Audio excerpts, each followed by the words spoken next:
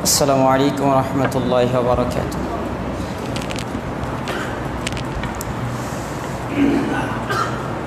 إن الحمد لله نحمده ونستعينه ونستغفره ونعوذ بالله من شرور أنفسنا ومن سيئات أعمالنا.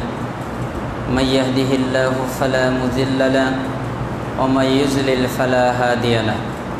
وأشهد أن لا إله إلا الله وحده لا شريك له وأشهد أن محمدا عبده ورسوله. يا أيها الذين آمنوا اتقوا الله حق تقاته ولا تموتن إلا وأنتم مسلمون. يا أيها الناس اتقوا ربكم الذي خلقكم من نفس واحدة وخلق منها زوجها وبث منهما رجالا كثيرا ونساء. واتقوا الله الذي تساءلون به والأرحام إن الله كان عليكم رقيبا. يا أيها الذين آمنوا اتقوا الله وقولوا قولا سديدا يصلح لكم أعمالكم ويغفر لكم ذنوبكم ومن يطع الله ورسوله فقد فاز فوزا عظيما. أما بعد فإن خير الحديث كتاب الله وخير الهدى هدى محمد صلى الله عليه وسلم وشر الأمور محدثاتها وكل محدثة بدعة وكل بدعة ضلالة وكل ضلالة في النار. قال الله سبحانه وتعالى: يا أيها الرسول بلغ ما أنزل إليك من ربك وإن لم تفعل فما بلغت رسالته والله يعصمك من الناس إن الله لا يهدي القوم الكافرين. সমস্ত প্রশংসা সেই আল্লাহ সুবহানাহু ওয়া তাআলার দরবারে, যেই মহান রব আজকে আমাদেরকে এই ঢাকা খিলগাঁও ত্রিমোহনী পশ্চিমপাড়া আহলুল হাদিস জামে মসজিদে জুমার সালাত এবং খুতবা শ্রবণের জন্য আসার তৌফিক দান করেছেন, সেজন্য সেই রবের প্রতি শুকরিয়া জ্ঞাপন করছি আলহামদুলিল্লাহ। আবারও শুকরিয়া জ্ঞাপন করছি এজন্যে যেহেতু আল্লাহ সুবহানাহু ওয়া তাআলা আমাদেরকে শুকরিয়া জ্ঞাপন করার তৌফিক দান করলেন, তাই আলহামদুলিল্লাহ। দুরূদ ও সালাম পেশ করছি আমাদের প্রিয় নবী মুহাম্মদ সাল্লাল্লাহু আলাইহি ওয়াসাল্লামের প্রতি। আমি এই সংক্ষিপ্ত জুমার খুতবায় আপনাদের সামনে যে বিষয়ে আলোচনা করতে চাই সেই বিষয়টি হচ্ছে আত-তারগীব ফি ইত্তিবাইল কিতাবি ওয়াস সুন্নাহ। এর অর্থ হচ্ছে কোরআন ও সুন্নাহর অনুসরণ ও তার অনুসরণের প্রতি উৎসাহ দান। অর্থাৎ কোরআন এবং সুন্নাহর অনুসরণের জন্য কিছু উৎসাহ প্রদানের জন্য আল্লাহ রাসূল সাল্লাল্লাহু আলাইহি সাল্লাম যেই বাক্য বলেছেন সেটা পৌঁছিয়ে দেওয়া আমার দায়িত্ব। দ্বিতীয় পর্যায়ে আলোচনা করতে চাই এর সাথে রাসূলুল্লাহ সাল্লাল্লাহু আলাইহি ওয়াসাল্লাম থেকে দেওয়া কিছু উপদেশ, যা আমাদের জন্য খুবই জরুরি, খুবই প্রয়োজনীয়। জুমার খুতবা মূল আলোচনা শুরু করার আগে আমি কয়েকটি কথা বলতে চাই। তার একটি হচ্ছে আপনাদের কাছে আমার চাওয়া তিনটি জিনিস। তার একটি হচ্ছে আপনারা আমার জন্য দোয়া করবেন, আল্লাহ তাআলা যেন আমাকে সুস্থতার সহিত জুমার খুতবা এবং সালাত সমাপ্ত করার তৌফিক দান করেন।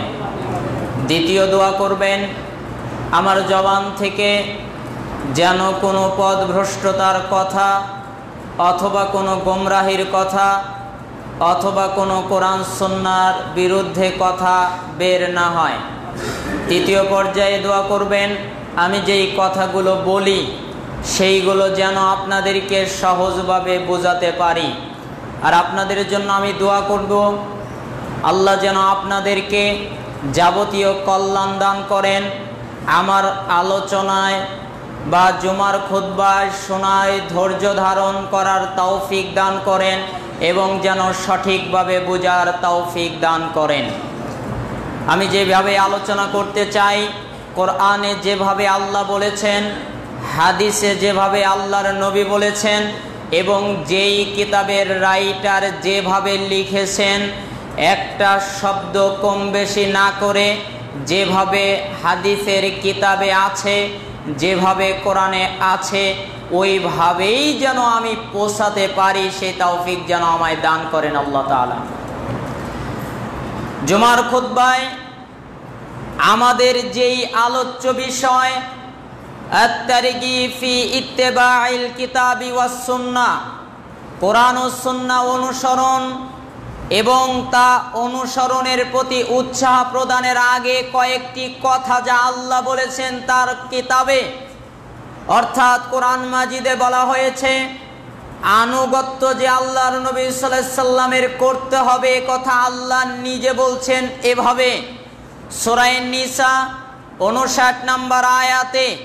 আমার আলোচনা নতুন নয়, আমার আলোচনা শুধু স্মরণ করিয়ে দেওয়া, কারণ কোরআন এবং হাদিসে যত ভালো কথা বক্তব্য আছে, বক্তারা বক্তৃতা করে, খতিবরা খুতবা দিয়ে শেষ করে দিয়েছে। এখন শুধু দায়িত্ব কাজ বাকি আছে আমলে পরিণত করা। এজন্য আমি স্মরণ করিয়ে দেওয়া আমার কাজ। আল্লাহ তাআলা বলছেন, ইয়া আইয়ুহাল্লাযীনা আমানু, হে ঈমানদারগণ। এখানে আল্লাহ বলেনি হে দুনিয়ার মানুষেরা, এখানে আল্লাহ বলেনি হে ওই লোকেরা, এখানে আল্লাহ তাআলা বলেননি হে ওই গোত্রের লোকেরা, এখানে আল্লাহ তাআলা বলেছেন হে ঈমানদারগণেরা, আতিউল্লাহ, আল্লাহর আনুগত্য করো, অর্থাৎ আল্লাহ যা বলবেন তাই মানো, যা আদেশ করবেন তাই পালন করো, যা নিষেধ করবেন বিরত থাকো। ওয়াতিউর রাসূল, এবং তার রাসূল যা আদেশ করেন তারও আনুগত্য করো, অর্থাৎ আল্লাহর আনুগত্য করো, রাসূলের আনুগত্য করো। ওয়া উলিল আমরি মিনকুম, এবং তোমাদের ভিতরে যারা দায়িত্বে কর্তৃত্বশীল এবং যারা আলেম, যারা শাসক, যারা কোনো ফাইসালা দেয়, তাদের কথা শোনো। এখানে প্রথম অংশে আতিউল্লাহ, আল্লাহর আনুগত্য করো, ইত্তেবার শর্ত কোনো পথঘাট নেই। ওয়াতিউর রাসূল, রাসূলের আনুগত্য করো, এখানে কোনো পথঘাট নেই। ওয়া উলিল আমরি মিনকুম, তার মানে বোঝা যায় এখানে কিছু শর্ত আছে। যদি উলিল আমর কোরআন এবং সুন্নাহর কথা বলে তাহলে তার আনুগত্য করো, যদি এমনটি না বলে তাহলে তার আনুগত্য করো না। ফাইন তানাযাতুম ফি শাইইন ফারুদ্দুহু ইলাল্লাহি ওয়ার রাসূল, আর যদি তোমাদের আলেমের ভিতরে, তোমাদের শাসকের ভিতরে, তোমাদের যারা দায়িত্বশীল তাদের ভিতরে, তোমাদের যারা ফায়সালা দেয় তাদের ভিতরে, তোমাদের যারা ফাতোয়া দেয় তাদের ভিতরে যদি দ্বীনের কোনো বিষয় নিয়ে ইখতিলাফ ঘটে যায়, মতানৈক্য ঘটে যায়, তাহলে ওই মতানৈক্যটাকে তুমি কোনো মুফতির দিকে ফিরাবে না, কোনো আলেমের দিকে ফিরাবে না, কোনো শাসকের দিকে ফিরাবে না, কোনো ব্যক্তির দিকে ফিরাবে না, ওইটা ফিরিয়ে দেবে আল্লাহর দিকে, এর অর্থ কোরআনের দিকে। ওইটা ফিরিয়ে দেবে রাসূলের দিকে, এর অর্থ হলো হাদিসের দিকে। ইন কুনতুম তুমিনুনা বিল্লাহি ওয়াল ইয়াউমিল আখির, যদি সত্যিকার ভাবে তোমরা আল্লাহই বিশ্বাসী হও, যদি সত্যিকার ভাবে তোমরা আখিরাতে বিশ্বাসী হও। এই আয়াত খুবই জটিল। এই আয়াতে এমন একটা শর্ত আছে যাকে পূর্ণ না করলে ঈমান ভেঙে যায়। ঈমান ভঙ্গকারী একটা বিষয় আছে, ঈমান ভঙ্গকারী কিছু কাজ আছে, ঈমান ভঙ্গকারী কিছু কারণ আছে যা ঘটে গেলে ঈমান ভেঙে যায়। যেভাবে সালাত ভঙ্গের কারণ আছে, যেভাবে সিয়াম ভঙ্গের কারণ আছে, যেভাবে ওযু ভঙ্গের কারণ আছে, ঠিক একইভাবে ঈমানও ভেঙে যায়।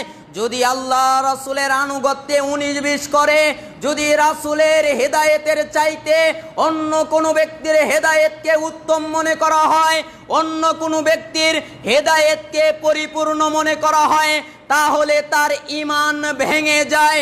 এজন্য আল্লাহ বলছেন ইন কুনতুম তুমিনুনা বিল্লাহি ওয়াল ইয়াউমিল আখির, যদি তোমরা সত্যিকার ভাবে নিশ্চিতভাবে সন্দেহ ছাড়া আল্লাহকে বিশ্বাস করো, আখিরাতকে বিশ্বাস করো, তাহলে মতভেদ দেখলে আল্লাহর দিকেই ফেরাও, মতভেদ দেখলে রাসূলের দিকে ফেরাও।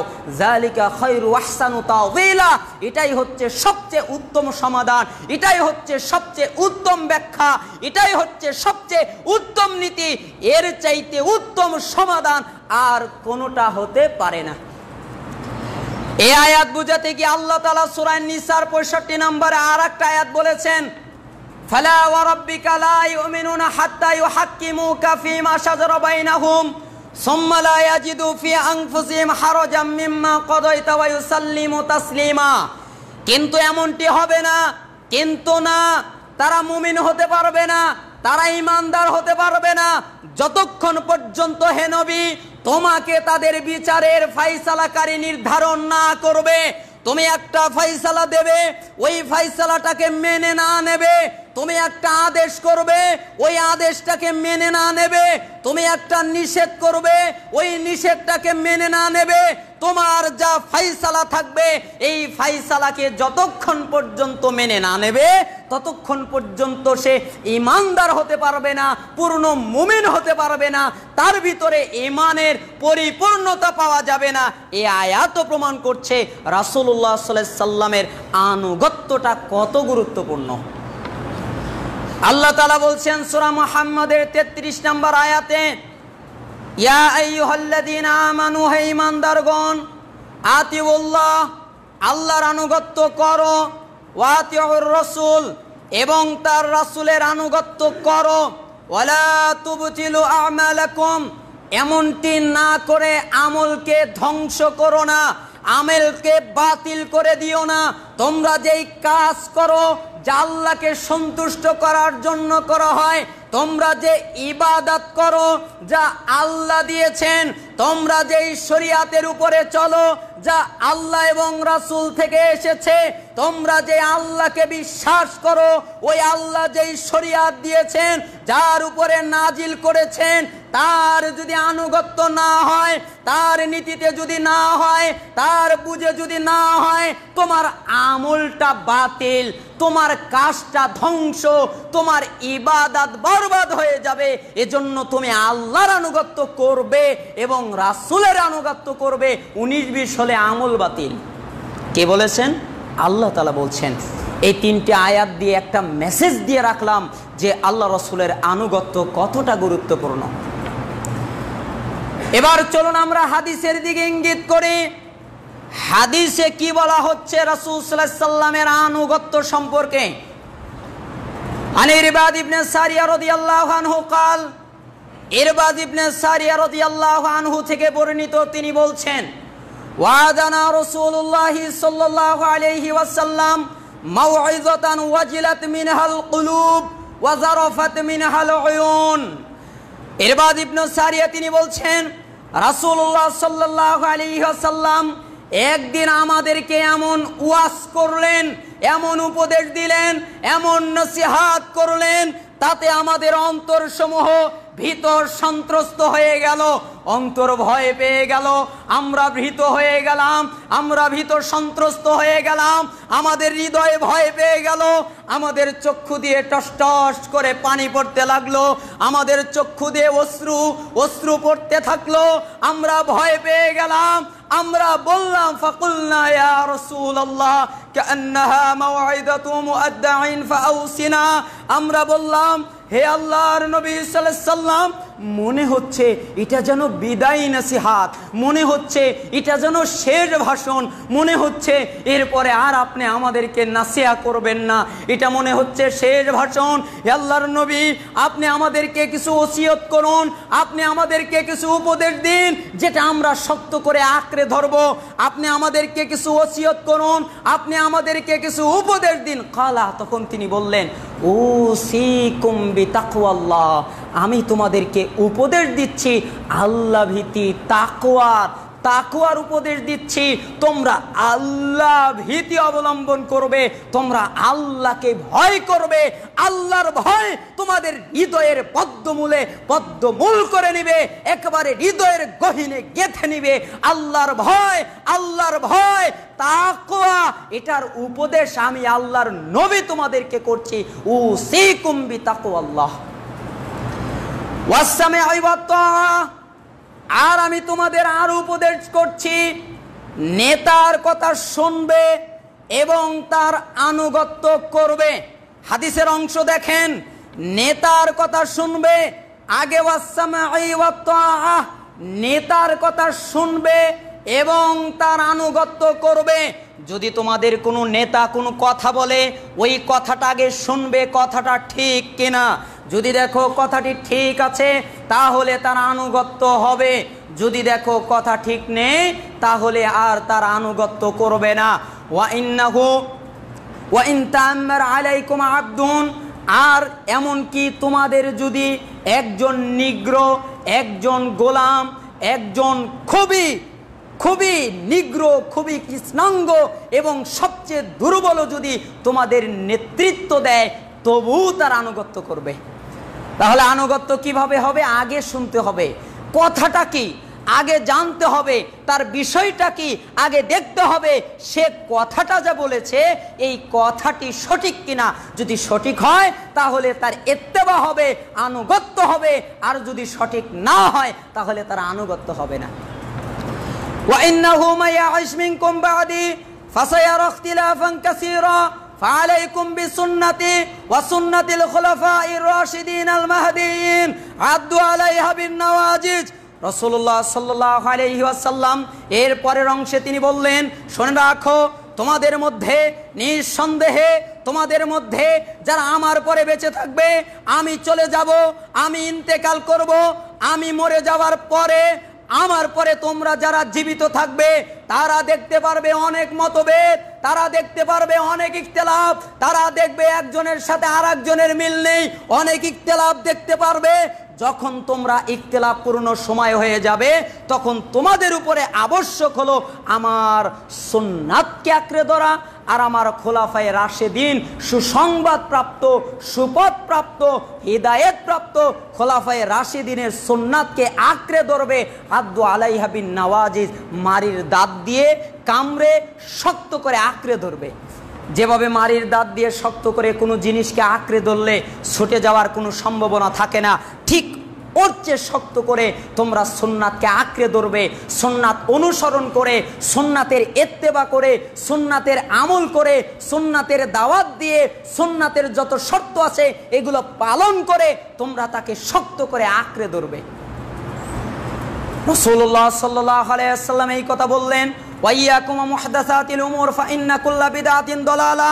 আর দিনের মাঝে নতুন কাজ থেকে তোমরা সাবধান, দিনের নামে কখনো নতুন কিছু করবে না। আর প্রত্যেক বিদআতই হচ্ছে ভ্রষ্টতা, যত বিদআত তৈরি হবে এগুলো সবই ভ্রষ্টতা। রাওয়াহু আবু দাউদ ওয়া তিরমিজি ওয়া ইবনে মাজাহ ওয়া ইবনে হিব্বান ফি সহিহি ওয়া ক্বালা তিরমিজি হাদিসুন হাসানুন সহিহ। এই হাদিস বর্ণনা করেছেন আবু দাউদ 4607-এ, এই হাদিস বর্ণনা করেছেন তিরমিজি 2676-এ, এই হাদিস বর্ণনা করেছেন ইবনে মাজাহ 43 নম্বরে, এই হাদিস বর্ণনা করেছেন ইবনে হিব্বান 5 নম্বরে। এই হাদিস বর্ণনা করতে গিয়ে তিরমিজি আরেক বর্ণনায় 2157-তে তিনি বলেছেন এই হাদিসের সনদ হাসান সহিহ। আলবানী তার সহিহ তারগিব ওয়া তারহিবের 37 নম্বরে হাদিসটা নিয়ে এসেছে, তিনি বলেছেন এই হাদিসের মান সহিহ। তাহলে বোঝা যায় এই হাদিস দ্বারা অনেক গুরুত্বপূর্ণ কথা আল্লাহ নবী সাল্লাল্লাহু আলাইহি ওয়াসাল্লাম জানিয়ে দিয়ে গেলেন। আন আবি শারীহিল খাযাই রাদিয়াল্লাহু আনহু قال خرج علينا رسول الله صلى الله عليه وسلم فقال أليس تشهدون أن لا إله إلا الله وأني رسول الله قالوا بلى نعم قال رسول الله صلى الله عليه وسلم সাহাবী আবু শুরাইহ আল খুজাই থেকে বর্ণিত, তিনি বলেন একদিন রাসূল সাল্লাল্লাহু আলাইহি সাল্লাম আমাদের নিকটে বের হয়ে আসলেন। আসার পরে তিনি বললেন, এই সাহাবীরা, তোমরা কি সাক্ষ্য দাও না আল্লাহ ছাড়া সত্য কোনো মাবুদ নেই এবং আমি আল্লাহর রাসূল? এই সাক্ষ্য কি তোমরা দাও না? তখন সাহাবীরা বললেন, তারা বলে দিলেন, ক্বালু বালা নাআম, হ্যাঁ আমরা অবশ্যই সাক্ষ্য দেই আল্লাহ ছাড়া সত্য কোনো ইলাহ নেই, আমরা অবশ্যই সাক্ষ্য দেই আপনি আল্লাহর নবী। তখন আল্লাহর নবী বললেন, ইন্না হাদাল কুরআন তরফু বিয়াদিল্লাহ ওয়া তরফু বিআইদিকুম ফাতামাসসাকু বিহি ফাইন্নাকুম লান তুহলাকু ওয়া লান তাদিল্লু বাদাহু আবাদা। তখন আল্লাহ রাসূল সাল্লাল্লাহু আলাইহি ওয়াসাল্লাম বললেন, শোনো, শুনে রাখো, এই কোরআনের এক দিক আল্লাহর হাতে, আরেক দিক তোমাদের হাতে, তোমরা এটাকে আঁকড়ে ধরো, তাহলে তোমরা কখনোই বিভ্রান্ত হবে না, কখনোই তোমরা পথভ্রষ্ট হবে না। এই হাদিসটি হাকিম বর্ণনা করেছেন, এই হাদিসটি তাবারানী কাবির বর্ণনা করেছেন। হাকিম বলেছেন হাদিসের মান সহিহ, আলবানী তার 38 নম্বর সহিহ তারগিব ওয়াত তারহিবে নিয়ে এসেছেন সনদ সহিহ।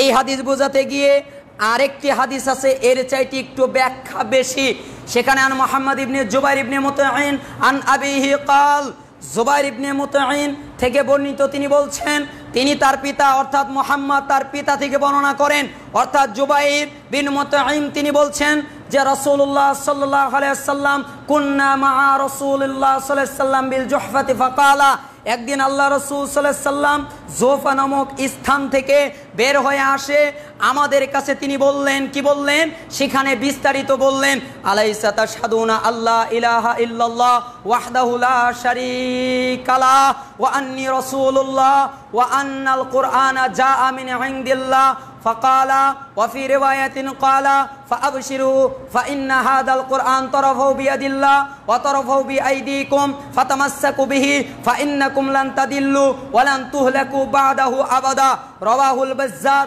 ওয়াত তাবারানী ফিল কাবীর ওয়াস সাগীর। এই হাদিস বর্ণনা করতে গিয়ে জুবাইর বিন মুতাইম তিনি বলছেন, একদিন একদা আমরা জোফা নামক স্থান থেকে রাসূলুল্লাহ সাল্লাল্লাহু আলাইহি ওয়াসাল্লাম বের হয়ে আসলেন, আসার পরে তিনি বললেন, তোমরা কি এই কথার সাক্ষ্য দাও না, এক, আল্লাহ ছাড়া সত্য কোনো ইলাহ নেই, দুই, তিনি একক, তিন, তার কোনো শরীক নেই, চার, আমি মুহাম্মদ সাল্লাল্লাহু আলাইহি ওয়াসাল্লাম আল্লাহর রাসূল, পাঁচ, এই কোরআন আল্লাহর নিকট থেকে এসেছে, এই সাক্ষ্য কি তোমরা দাও না? তখন সাহাবীরা বললেন, হ্যাঁ এর সাক্ষ্য আমরা দেই। তখন রাসূল সাল্লাল্লাহু আলাইহি ওয়াসাল্লাম বললেন, শোনো, এই কোরআনের এক অংশ আল্লাহর কাছে রয়েছে, এই কোরআনের এক অংশ তোমাদের কাছে রয়েছে, তোমাদের কাছে যেই নুসখা আছে আল্লাহর কাছে রয়েছে, আল্লাহর হাতে রয়েছে, আল্লাহর কাছে এক অংশ, তোমাদের কাছে এক অংশ রয়েছে, তোমরা এটাকে আঁকড়ে ধরে থাকো, তোমরা যদি এটাকে আঁকড়ে ধরে থাকো, তোমরা যদি এই কোরআনকে আঁকড়ে ধরে থাকো, তাহলে কোনো দিন পথভ্রষ্ট হবে না, কোনো দিন বিভ্রান্ত হবে না, কোনো দিন গোমরা হবে না। এরা খোঁজে, আমাদের সমাজের কিছু লোক আছে, তারা খোঁজে, তারা বলে আমার দলে আসেন গোমরা হবেন না, তারা বলেন আমার তরিকায় আসেন গোমরা হবেন না, কিন্তু আল্লাহর নবী বলে দিয়ে গেলেন, না কোনো দল নয়, না কোনো তরিকা নয়, না কোনো পদ্ধতি নয়, একমাত্র কোরআনের দিকে তোমরা আসো, কোরআনকে আঁকড়ে ধরো, তাহলে কখনোই গোমরা হবে না, কখনোই পথভ্রষ্ট হবে না। বাজ্জার 120 নম্বর হাদিস, এবং এই হাদিস বর্ণনা করেছেন মাজমাউল জাওয়ায়েদ প্রথম খণ্ডের 169-এ, সৈয়াদ তারগিব ওয়াত তারহিবের 39-এ, হাদিসের মান সহিহ লিগাইরি। শুধু তাই নয়, আল্লাহর নবীর সাহাবী ইবনে আব্বাস রাদিয়াল্লাহু আনহু তিনি বলছেন, আন ইবনে আব্বাস রাদিয়াল্লাহু আনহু আন্না রাসূলুল্লাহ সাল্লাল্লাহু আলাইহি ওয়াসাল্লাম খাতাবান নাস ফি হাজ্জাতিল ওয়াদাই ফাকালা, ইবনে আব্বাস রাদিয়াল্লাহু আনহু বলেন, একদা রাসূলুল্লাহ সাল্লাল্লাহু আলাইহি ওয়াসাল্লাম বিদায় হজে খুতবা প্রদানকালে তিনি বললেন, বিদায় হজের সময় তিনি যখন খুতবা দিচ্ছিলেন তখন তিনি বললেন, ইন্নাশ শাইতান قد يعبد بأرضكم ولكن رضي يطاع فيما سوى ذلك مما تحاقرون من أعمالكم فاحذروا إني قد تركت فيكم ما إن اعتصمتم به فلن تضلوا أبدا كتاب الله وسنة نبيه। আল্লাহ নবী সাল্লাল্লাহু আলাইহি ওয়াসাল্লাম বিদায় হজে খুতবা প্রদানকালে তিনি এই কথা বললেন, শুনে রাখো, নিশ্চয়ই শয়তান এই মর্মে নিরাশ হয়ে গেছে, শয়তান নিরাশ, জানে তোমাদের জমিনে কেউ তার দাসত্ব করবে না, কেউ তাকে সেজদা দিবা না, কেউ তাকে দাসত্ব করবা না, তার এটা জানে শয়তান, কিন্তু তারপরেও শয়তান সন্তুষ্ট আছে। কেন? ছোটোখাটো তুচ্ছ বিষয়ে তার আনুগত্য করা হবে। সে যখন ছোটোখাটো এক একটা করে ফিতনা নিয়ে আসবে আর তোমরা ওই ছোটোখাটো ফিতনারই আনুগত্য করবে, একেবারে ছোট ছোট বিষয়, একেবারে সূক্ষ্ম বিষয়ের তোমরা আনুগত্য করবে, এই জন্য শয়তান খুশি। শোনো, আমি মুহাম্মদ সাল্লাল্লাহু আলাইহি সাল্লাম তোমাদেরকে বলছি, আমি তোমাদের মাঝে এমন একটা বিষয় ছেড়ে দিয়ে যাচ্ছি, তোমরা যদি তাকে আঁকড়ে ধরে থাকো, তোমরা যদি শক্ত করে ধরো, কখনোই গোমরা হবে না, কখনোই পথভ্রষ্ট হবে না, কখনোই তোমরা ধ্বংস হবে না। আর সেটা হলো আল্লাহর কিতাব, সেটা হলো আল্লাহর নবীর সুন্নাহ। এটাকে যদি আঁকড়ে ধরো, কখনোই ধ্বংস হবে না, কখনোই পথভ্রষ্ট হবে না। বলেন তো কি আঁকড়ে ধরলে পথভ্রষ্ট হওয়া যাবে না? কোরআনকে এবং সুন্নাহকে। এই কোরআন এবং সুন্নাহকে সাহাবীরা কিভাবে যে আঁকড়ে ধরতেন এটা আমরা বোঝাতে পারবো না, ওই বোঝানোর ভাষা আমাদের নেই। এজন্যই তো আব্দুল্লাহ ইবনে মাসউদ তিনি বলতেন, আন ইবনে মাসউদ রাদিয়াল্লাহু আনহু قال الاقتصاد في السنة احسن من الاجتهاد في البدعة। আব্দুল্লাহ ইবনে মাসউদ তিনি বলছেন, বিদাত নিয়ে গবেষণা করার চেয়ে সুন্নাতে মধ্যম পন্থা অবলম্বন করা, সুন্নাতের মাধ্যমে সন্তুষ্ট থাকা, সুন্নাতে যা এসেছে তাতেই সন্তুষ্ট থাকা অতি উত্তম কাজ। বিদাত নিয়ে এত গবেষণা করতে হবে না, বিদাত নিয়ে এত খুঁটে দেখতে হবে না, সুন্নাতে যা আছে এতে মধ্যম পন্থা অবলম্বন করো, একে আঁকড়ে ধরো সুন্দরভাবে, এটাই হচ্ছে সবচেয়ে উত্তম। বলেন তো সবচেয়ে উত্তম কি? সুন্নাতে মধ্যম পন্থা অবলম্বন করা, এটা উত্তম। বিদাত নিয়ে কখনোই তোমরা এমনটি করবে না। আমি এখানে দুইটি হাদিস বর্ণনা করব সাহাবীরা সুন্নাতকে কিভাবে গুরুত্ব দিতেন এটা বোঝাবার জন্যে। একটা উমর ইবনুল খাত্তাব থেকে হাদিস এসেছে, ওইটা দেখেন আমরা কিভাবে সুন্নাতকে গুরুত্ব দেই আর সাহাবীরা কিভাবে সুন্নাতকে গুরুত্ব দেয়। আনা আবিস ইবনে রাবিআহ রাদিয়াল্লাহু আনহু قال, আবেস ইবনে রাবিয়া রাদিয়াল্লাহু আনহু তিনি বলেন, রাআইতু উমর ইবনুল খাত্তাব রাদিয়াল্লাহু আনহু ইউকাব্বিলুল হাজার ইয়ানিল আসওয়াদ ওয়া ইয়াকুল, তিনি বলছেন আমি উমর ইবনুল খাত্তাবকে হাজরে আসওয়াদকে চুম্বন করতে দেখছি। উমর ইবনুল খাত্তাব হাজরে আসওয়াদকে এইভাবে চুম্বন করছেন আর তিনি হাজরে আসওয়াদকে বলছেন, ইন্নী আ'লাম আন্নাকা হাজারুন লা তানফাউ ওয়া লা তাদুররু ওয়ালাউলা রাআইতু আন্নী রাসূলুল্লাহ সাল্লাল্লাহু আলাইহি ওয়াসাল্লাম ইউকাব্বিলুকা মা কাব্বালতুক। উমর ইবনুল খাত্তাব হাজরে আসওয়াদকে চুম্বন করছেন আর বলছেন, হে হাজরে আসওয়াদ, আমি জানি তুমি কোনো অপকার করতে পারো না, আমি জানি তুমি কোনো ক্ষতিও করতে পারো না, আমি জানি তুমি কোনো উপকার করার ক্ষমতা রাখো না, তোমার কোনো অপকার করার ক্ষমতা নেই, তোমার কোনো উপকার করার ক্ষমতা নেই। আমি যদি মুহাম্মদ সাল্লাল্লাহু আলাইহি সাল্লামকে তোমাকে চুমু দিতে না দেখতাম, আমি ওমর তোমাকে চুমা দিতাম না। মুহাম্মদ সাল্লাল্লাহু আলাইহি সাল্লাম চুমা দিয়েছিলেন দেখে আমিও তোমাকে চুমা দিলাম। সুবহানাল্লাহ, কত সুন্দর কথা। উমর ইবনুল খাত্তাব বুঝাচ্ছেন, দেখো আনুগত্য কেমন হয়। আল্লাহর নবী সাল্লাল্লাহু আলাইহি সাল্লাম এই হাজরে আসওয়াদকে চুম্বন করেছিলেন, এজন্য আমিও চুম্বন করলাম। তিনি যদি চুম্বন না করতেন আমিও চুম্বন করতাম না। আমি জানি তুমি উপকার করতে পারো না, আমি জানি তুমি ক্ষতি করতে পারো না, শুধুমাত্র মুহাম্মদ সাল্লাল্লাহু আলাইহি সাল্লাম তোমাকে চুমু দিয়েছিলেন, এজন্য তার আনুগত্য করার জন্যে আমি তোমাকে চুমা দিলাম। শুধু তাই নয়, উরওয়া বিন আব্দুল্লাহ বিন কুরাইশ থেকে একটা হাদিস বর্ণিত আছে, তিনি বলছেন মুয়াবিয়া বিন কুররা তার পিতার সনদে হাদিস বর্ণনা করছেন যে মুয়াবিয়ার পিতা কুররা তিনি বলছেন যে মুজাইনা নামক স্থান থেকে একটা সফর চলে আসলো, একটা দল আসলো, আমিও তার সাথে আল্লাহর নবী সাল্লাল্লাহু আলাইহি সাল্লামের দরবারে গেলাম, তাদের সাথে রাসূলুল্লাহ সাল্লাল্লাহু আলাইহি সাল্লামের হাতে বায়াত গ্রহণ করলাম।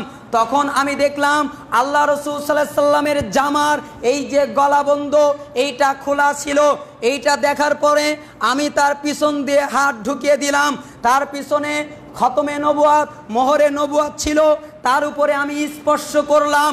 উরওয়া রাহিমাহুল্লাহ বলেন, এরপর থেকে শীতকাল হোক গ্রীষ্মকালে হোক মুয়াবিয়া এবং তার পুত্র এরা কখনোই কোনো অবস্থায় তাদের এই কলারটাকে লাগাতেন না। তাদের জিজ্ঞাসা করা হলে বলতো আল্লাহর নবীকে দেখেছিলাম তিনি এই গলাবন্ধ লাগাতেন না, এই জন্য আমিও লাগাইনি, এজন্য আমরাও লাগাইনি। এটার নাম হলো আনুগত্য। আনুগত্য মনে হয় আমরা বুঝতে পারি না, আমরা মনে করি শুধুমাত্র কয়েকটা আমল করব আর কিছু করব না, এর নাম আনুগত্য? জি না।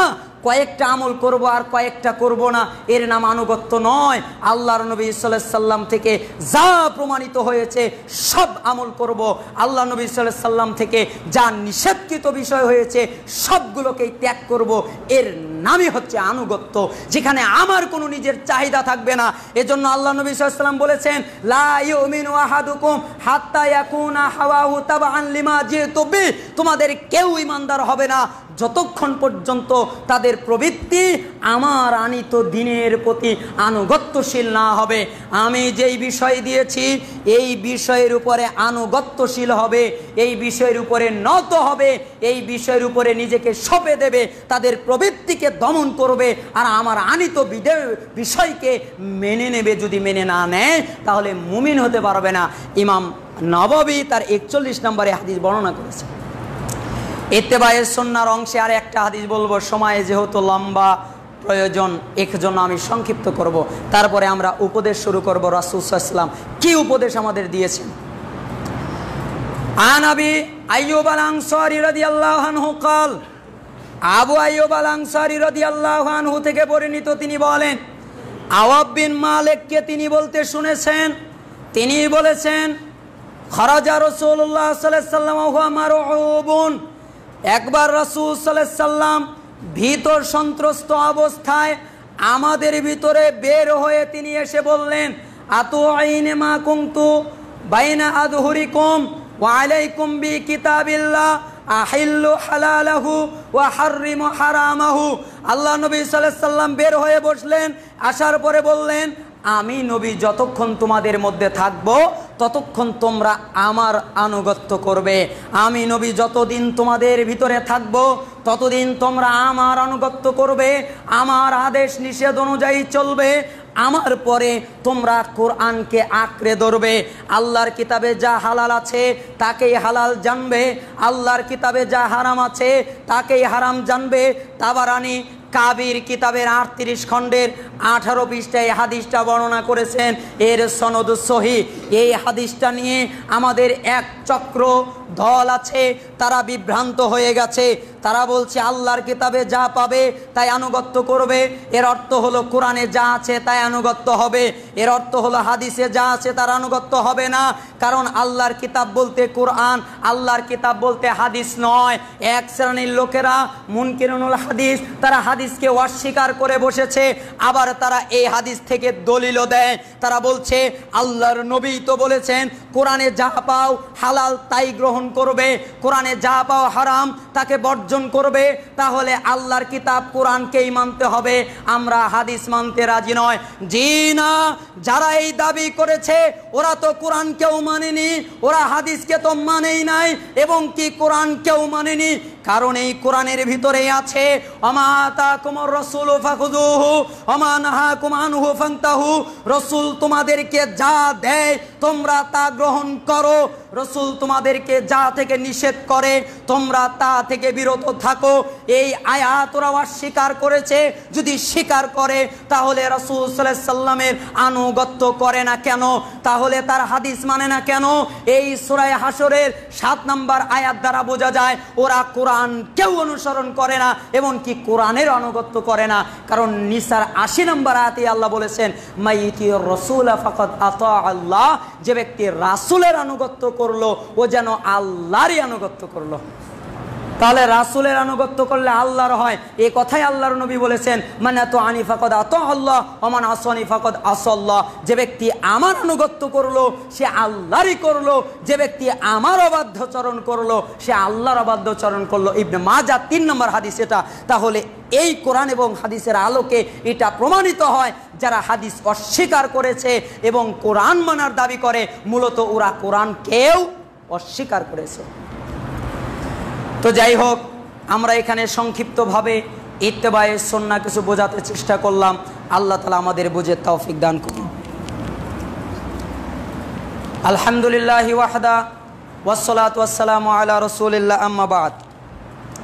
আসলে জুমার খুতবা বা আলোচনা আমি চাই না আমার ব্যক্তিগত কোনো কথা চলে আসুক, এজন্যই আমি হাদিস এবং আয়াতকে সামনে রেখেই কথা বলার চেষ্টা করছি। আমি চাই না আমার মতো অধমের কোনো বাক্য চলে আসুক। রাসূল সাল্লাল্লাহু আলাইহি সাল্লামের কথা উত্তম, আল্লাহর কথা উত্তম, আমার কথা অত উত্তম নয়। আল্লাহ এবং আল্লাহ রসুলের কথা দামি, তাদের কথার আনুগত্য করতে হয়, আমার কথার কোনো আনুগত্য নেই। এজন্য আল্লাহ এবং আল্লাহ রসুল সাল্লাল্লাহু আলাইহি সাল্লাম যা বলেছেন এটাই বলে দেওয়া দায়িত্ব মনে করছি। কারণ আমি খুতবায় বলেছি, আল্লাহ তাআলা বলেছেন আল্লাহর নবীকেই, ইয়া আইয়ুহার রাসূল, হে রাসূল, বাল্লিগ, আপনি তাবলীগ করুন, মা উনজিলা ইলাইকা মির রাব্বিক, আপনার রবের পক্ষ থেকে যা এসেছে তাই। ওয়া ইল্লাম তাফআল ফামা বাল্লাগতা রিসালাতাহু, আর যদি এমনটা না করেন তাহলে আপনি আল্লাহর রিসালাতে পৌঁছালেন না।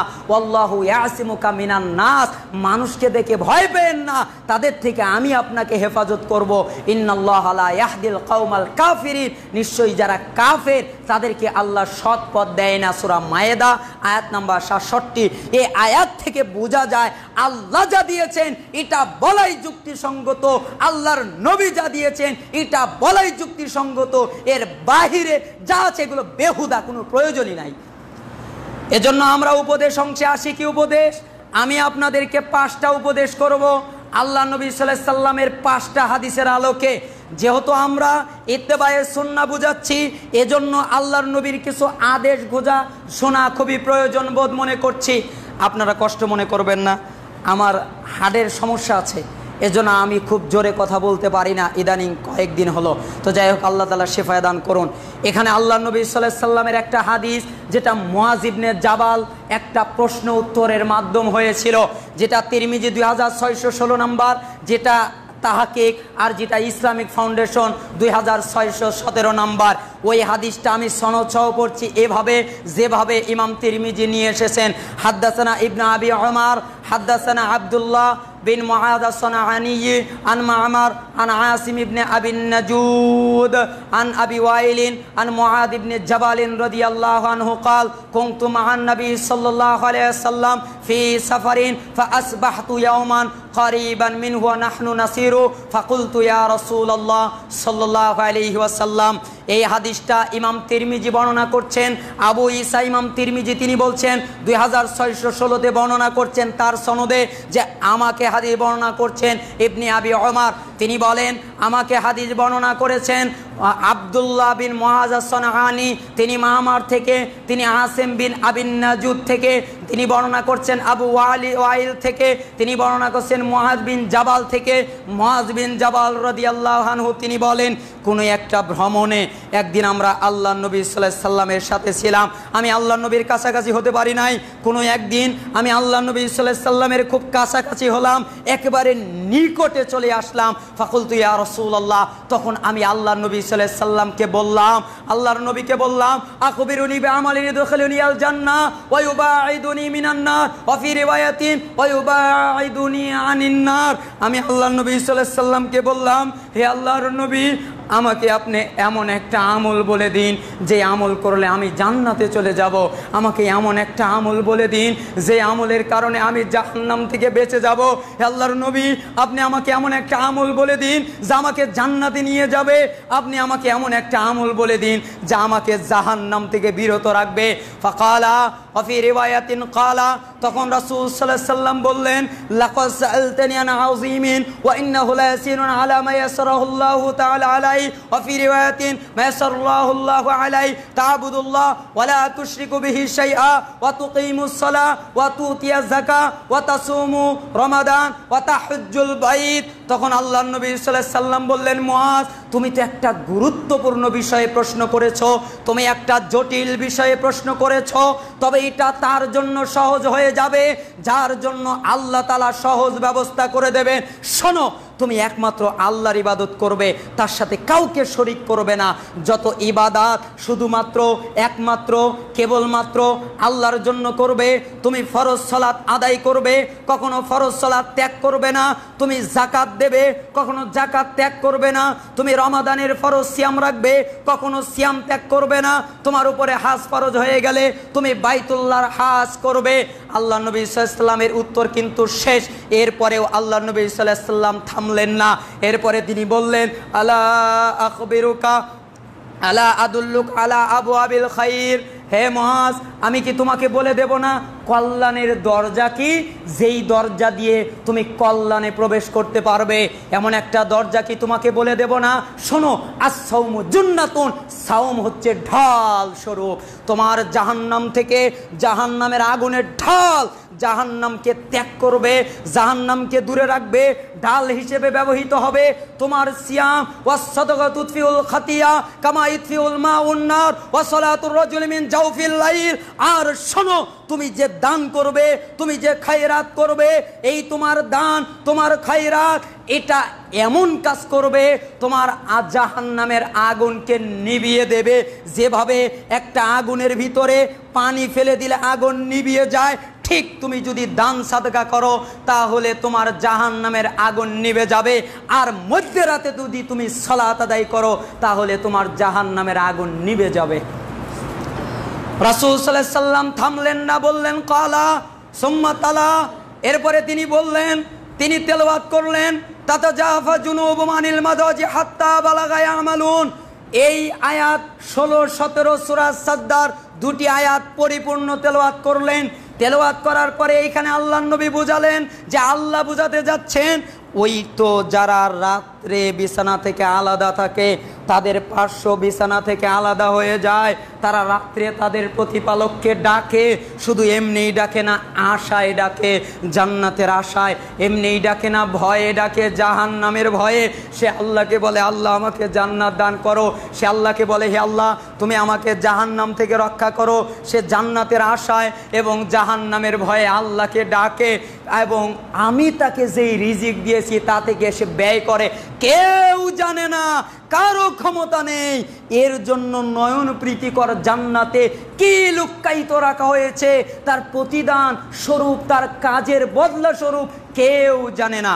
সুম্মা কাল, আল্লাহর নবীর এখানে এখনো উত্তর দেওয়া শেষ হয়নি, তিনি বলছেন সুম্মা কালা, অতবার তিনি আরো বললেন আলা উখবিরুকা বিরাসিল আমরি কুল্লিহি ওয়া আমুদিহি ওয়া জিরওয়াতি সানামিহি। আল্লাহর নবী সাল্লাল্লাহু আলাইহি সাল্লাম বললেন আমি কি তোমাকে বলে দেব না সব কিছুর মূল কি, আমি কি তোমাকে বলে দেব না এর স্তম্ভ কি, আমি কি তোমাকে বলে দেব না এর শিকড় কি? কুলতু বালা ইয়া রাসূলুল্লাহ, আমরা বললাম অবশ্যই আল্লাহর নবী বলে দেন। কালা, তিনি বললেন রাসূল আমরিল ইসলাম, সব কিছুর মূল হলো ইসলাম, ওয়া আমুদুহুস সালাহ, এর স্তম্ভ হচ্ছে সালাত, ওয়া জিরওয়াতু সানামিহিল জিহাদ, এবং তার শিকড় হচ্ছে জিহাদ। অর্থাৎ সব কিছুর মূল ইসলাম, ইসলাম না থাকলে কিছুই থাকবে না। এর স্তম্ভ হচ্ছে সালাত। একটা ঘরে যেভাবে স্তম্ভ গাঁথা হয়, এই স্তম্ভ হলো সালাত। যদি স্তম্ভ না থাকে ঘর পড়ে যায়, ওর মাথা উপরে ছাদ হলো জিহাদ। যদি জিহাদ না থাকে তাহলে ওই ঘরের কোনো দাম নেই। যদি স্তম্ভ না থাকে তাহলে ওই ঘরেরও কোনো দাম নেই। সালাত নেই, ওই ঘর পড়ে যাবে। ইসলাম নেই, ওই সালাত কবুল হবে না। জিহাদের আকাঙ্ক্ষা নেই, ওই ঘরের কোনো সাদ নেই। আল্লাহ নবী সাল্লাল্লাহু আলাইহি সাল্লামের উপদেশ এখনো শেষ হয়নি। সুম্মা কালা আলা আলা আদুল্লুকা বিমালাকি যালিকা কুল্লিহি ওয়া ফি রিওয়ায়াতিন আলা উখবিরুকা বিমালাকি যালিকা কুল্লিহি। আল্লাহর নবী সাল্লাল্লাহু আলাইহি সাল্লাম বললেন আমি কি তোমাকে বলবো না এতক্ষণ যা বললাম সব কিছুর মূল, আমি এতক্ষণ যা বললাম সব কিছুর মূল। কুলতু বালা ইয়া নবী আল্লাহ, আমরা বললাম অবশ্যই আল্লাহর নবী বলেন। তখন কাল, আল্লাহর নবী বললেন ফাখাদা বিলিসানি, তিনি তার জিহ্বাটা ধরলেন। কালা কুফা আলাইকা হাযা, এটা সংযত রাখো, এটা সংযত রাখো। ফাকুলতু ইয়া নবী আল্লাহ ওয়া ইন্না লা মুআখাযুনা বিমা নাতাকাল্লামু বিহি, হে আল্লাহর নবী আমরা যে কথা বলি তাতেও কি আমাদের হিসাব হবে? আমরা যে কথাবার্তা বলি তাতেও কি পাকড়াও করা হবে? এটাও কি হবে নাকি? ফাকালা সাকিলাতকা উম্মুকা ইয়া মুআজ, হে মুআজ তোমার মা তোমাকে হারিয়ে ফেলো, তোমার মা তোমাকে হারিয়ে ফেলো। ওয়া হাল ইয়াকুবুন নাস ফিন নার আলা উজুহিম আও আলা মানাখিরিহিম ইল্লা হাসাইদু আলসিনাতিহিম, মানুষের এই মুখের পাপ ছাড়া অন্য কিছু কি তাদের মুখ থুবড়ে জাহান্নামে নিক্ষেপ করবে? শুধু এই মুখের পাপের কারণে মুখ থুবড়ে জাহান্নামে নিক্ষেপ হবে। আল্লাহ নবী সাল্লাল্লাহু আলাইহি সাল্লামের উপদেশ এখানে শেষ। এক হাদিসে আল্লাহ নবী সাল্লাল্লাহু আলাইহি সাল্লাম কতগুলো উপদেশ দিলেন, অথচ আমরা মুখকে সংযত রাখতে পারি না। আন আবি হুরায়রা রাদিয়াল্লাহু আনহু قال, আবু হুরায়রা রাদিয়াল্লাহু আনহু তিনি বলেন, قال রাসূল সাল্লাল্লাহু আলাইহি সাল্লাম, রাসূলুল্লাহ সাল্লাল্লাহু আলাইহি সাল্লাম বলেছেন, লা তাহাসাদু ওয়ালা তানাজাশু ওয়ালা তাবাগাদু ওয়ালা তাদাবারু ওয়ালা ইয়াবি বা'দুকুম আলা বাইবাদ ওয়া কুনু ইবাদাল্লাহি ইখওয়ানা। আল মুসলিমু আখুল মুসলিম, কুল্লুল মুসলিম আলাল মুসলিম হারাম। ওয়া ফি রিওয়ায়াতিন আল মুসলিম আখুল মুসলিম লা ইয়াজলিমুহু ওয়ালা ইয়াখযিলুহু ওয়ালা ইয়াকযিবুহু ওয়ালা ইয়াহকিরুহু। আত-তাকওয়া হাহুনা ওয়া ইউশিরু ইলা সাদরি সালাসা মাররাতিন বিহাসবি মিনাশ শাররি আন ইয়াহকিরা আখাহুল মুসলিম। কুল্লুল মুসলিম আলাল মুসলিম হারাম ওয়া দামুহু ওয়া মালুহু ওয়া ইরদুহু। এই হাদিস বুখারী নিয়ে এসেছেন, আর এর রিওয়ায়াত মুসলিমের 2564-তে আছে। আবু হুরায়রা তিনি বলছেন, শুনে রাখো রাসূল সাল্লাল্লাহু আলাইহি সাল্লাম বলেছেন, মুসলিম শুনে রাখো, তোমরা পরস্পরকে হিংসা করবে না, তোমরা একে অপরের হয়ে দালালি করবে না, তোমরা একে অপরের বিরুদ্ধে বিদ্বেষ পোষণ করবে না, তোমরা একে অপরের পিছনে গোপনে কোনো কিছু খোঁজার চেষ্টা করবে না, তোমরা কারো কেনা বেচার সময় কেনা বেচা করবে না। তোমার ভাই যদি কোনো জিনিস বেচে, একই জিনিস নিয়ে তুমি বেচতে যেও না। তোমার ভাই যেই জিনিস কেনে ওই জায়গায় গিয়ে তাকে সরিয়ে দিয়ে ওটা কেনার চেষ্টা করো না। শুনে রাখো, প্রত্যেক মুসলিম ঐক্যবদ্ধভাবে আল্লাহর বান্দা সবাই ভাই ভাই হয়ে যাও। মুসলমান মুসলমানের ভাই, মুসলমান মুসলমানের উপরে জুলুম করতে পারে না, মুসলমান মুসলমানকে তুচ্ছ করতে পারে না, মুসলমান মুসলমানের সাথে মিথ্যা বলতে পারে না, মুসলমান মুসলমানকে হেয় করতে পারে না। আর তাকওয়া হাহুনা, তাকওয়া এই যে এখানে, আর তাকওয়া হাহুনা, তাকওয়া এই যে এখানে, আর তাকওয়া হাহুনা, তাকওয়া এই যে এখানে। তাকওয়া উপরে থাকে না, তাকওয়া হৃদয়ে। ওয়া ইশিরু ইলা সাদরি সালাসা মাররাত, তিনবার তিনি ইঙ্গিত করলেন এদিকে। তাকওয়া এইখানে, বিহাসবি মিনাশ শাররি আন ইয়াহকিরা আখাহুল মুসলিম, কোনো মুসলমানকে তাচ্ছিল্য করা, তুচ্ছ করা কোনো ব্যক্তির খারাপ হওয়ার জন্য যথেষ্ট। কুল্লুল মুসলিম আলাল মুসলিমে হারাম দামু ওয়া মালু আরদুহু, প্রত্যেক মুসলিমের রক্ত, সম্পদ, সম্মান অপর মুসলিমের উপরে হারাম। মুসলমান মুসলমানের সম্পদ মেরে দিতে পারে না, মুসলমান মুসলমানের সম্মান হানি করতে পারে না, মুসলমান মুসলমানের রক্ত বের করতে পারে না। এগুলোই একেবারেই হারাম, মুসলমানের উপরে হারাম, একেবারেই হারাম। এখানে কোনো রকমের জায়েজের অবকাশ নেই। ওই হাদিস বোঝাতে গিয়ে এই হাদিস নিয়ে আসলাম, আরও অনেক আনা যায়। উপদেশ নাম্বার 2, 5টা উপদেশ দিতে চেয়েছিলাম, সময় নেই, আমি 2 নাম্বারটা বলেই এখানেই আমরা বিদায় নিব। 2 নাম্বার উপদেশ হলো, আপনার মনে রাখতে হবে আমি এবং আপনি প্রত্যেকেই মৃত্যুবরণ করব। আল্লাহ নবী সাল্লাল্লাহু আলাইহি ওয়াসাল্লাম এইরকম একটা উপদেশ দিচ্ছেন। আন ইবনে উমর রাদিয়াল্লাহু আনহু قال, ইবনে উমর রাদিয়াল্লাহু আনহু বলছেন, আখাযা রাসূল সাল্লাল্লাহু আলাইহি ওয়াসাল্লাম বিমানকিবি ফাকালা, আল্লাহ নবী সাল্লাল্লাহু আলাইহি ওয়াসাল্লাম আমার কাঁধে হাত রাখলেন, আমার কাঁধে হাত রাখার পরে বললেন অকালা, এরপরে রাসূল সাল্লাল্লাহু আলাইহি ওয়াসাল্লাম বললেন কুম ফিদ দুনিয়া কান্নাকা গরিবুন আও আবিরু সাবিলিন, হে উমর তুমি দুনিয়াতে এমনভাবে বসবাস করবে যেন তোমাকে দেখে মনে হয় তুমি একটা মুসাফির, তুমি একটা পথচারী। তুমি মনে করো না এটা তোমার আবাসস্থল, তুমি মনে করো না এটা তোমার থাকার জায়গা। তুমি এমনভাবে বসবাস করবে যেটা তোমার বাড়ি নয়, এটা তোমার জায়গা নয়, তুমি একটা পথিক, তুমি একটা মুসাফির, এভাবে তুমি দুনিয়ায় বসবাস করবে। ওয়াকান ইবনে উমর রাদিয়াল্লাহু আনহুমা ইয়াকুল, ইবনে উমর রাদিয়াল্লাহু আনহু তিনি বলতেন, ইযা আমসাইতা ফালা তানতাদিরিস সাবাহ ওয়া ইযা আসবাহতা ফালা তানতাদিরিল মাসা ওয়া খুয মিন সিহাতিকা লিমারাদিক ওয়া মিন হায়াতিকা লিমাউতিক। উমর রাদিয়াল্লাহু ইবনে উমর তিনি বলতেন, শোনো, যখন সকালে সন্ধ্যায় উপনীত হবে তখন আর সকালের অপেক্ষা করবে না, যখন সকালে উপনীত হবে তখন আর সন্ধ্যার অপেক্ষা করবে না। আরে সকালে আসো সন্ধ্যা পাবে কিনা তোমার জানা নেই, সন্ধ্যায় আসো সকাল পাবে কিনা তোমার জানা নেই। সুস্থতা অবস্থায় অসুস্থ হওয়ার আগেই প্রস্তুতি নিয়ে রাখো। তুমি অসুস্থ হয়ে গেলে আর ইবাদত করতে পারবে না। সুস্থ অবস্থায় অসুস্থতার আগে প্রস্তুতি নিয়ে রাখো, এবং মৃত্যুর আগে জীবিত অবস্থায় তুমি প্রস্তুতি নিয়ে রাখো। এটা তুমি নিয়ে রাখো, এটা তুমি জেনে রাখো, এটা তোমার জন্য গুরুত্বপূর্ণ। সহিহ বুখারী 6416-তে রয়েছে এই শেষ হাদিস। আল্লাহ নবী সাল্লাল্লাহু আলাইহি ওয়াসাল্লামকে মুআজ সাহাল ইবনে সাদ তিনি বলছেন যে আল্লাহর নবীকে জিবরাইল এসে ওয়াজ করছেন। কে এসে ওয়াজ করছেন? জিবরাইল আমিন এসে যা জিবরিলু আলাইহিস সালাম ইলান নবী ফাকালা ইয়া মুহাম্মদ, জিবরাইল আসলেন, আসার পরে বললেন, হে মুহাম্মদ ইসমা শিতা ফাইন্নাকা মাইয়িতুন, আপনি কে আমি কিছু উপদেশ দেব, শোনেন হে মুহাম্মদ, আপনি যতদিন খুশি দুনিয়ায় জীবন যাপন করেন, কিন্তু মনে রাখেন আপনি মৃত্যুবরণ করবেন।